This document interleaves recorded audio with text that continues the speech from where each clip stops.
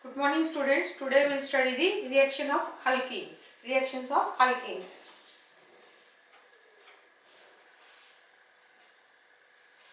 Hofmann's elimination reaction. When quaternary ammonium hydroxide is heated strongly, decomposes to tertiary amine, water and less substituted alkene. This reaction is called Hofmann's elimination reaction. So this is the tertiary ammonium hydroxide. Tertiary means this four alkyl groups are there and hydroxide. This is En. So NH4 means in the place of H, this all the alkyl groups are added. So this tertiary ammonium hydroxide on heating decomposes to give tertiary amine and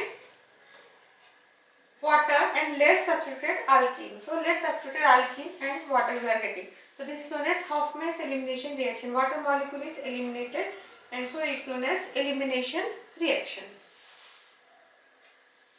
Birch reduction. Alkynes are selectively converted into trans-alkene when they are reduced by a solution of sodium or lithium in liquid ammonia and alcohol. So these alkynes are C triple bond C are in the presence of sodium in the liquid ammonia and ethyl alcohol are giving what? Trans-alkenes. You are getting trans-alkenes. So this hydrogen and hydrogen are in opposite side of C double bond C, so they are known as trans-alkene. R and R are opposite side of C double bond C, so they are known as trans-alkene. So what is Birch reduction? In Birch reduction, alkyls are converted into alkenes, trans-alkenes. Alkynes are converted into trans-alkene in the presence of sodium or lithium in liquid ammonia and alcohol, and is known as Birch reduction. Next, Markovnikov's rule. In addition of HX to unsymmetrical alkene, the negative part of HX goes to that double bonded carbon atom which already has the least number of hydrogen. So this is unsymmetrical alkene. C triple bond C on this side, this is two hydrogens are there. On other side CH3 is there. So this is an unsymmetrical alkene. On addition of H plus Br, it is HBr. Negative part of the reagent goes on that carbon atom which is least substituted. This second carbon is least substituted. First carbon is having two hydrogens and second carbon is having one hydrogen. So this is least substituted. Br minus goes on that carbon atom across the double bond having least number of hydrogen atoms. So this second number is having least number of hydrogen atom.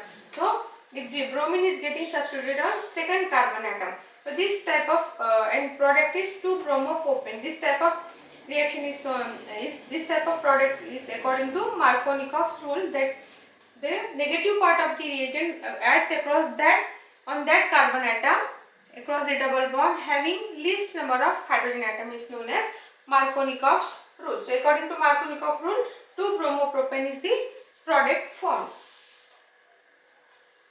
Next, anti-Markovnikov rule or addition. It is also known as peroxide effect or Kharasch effect.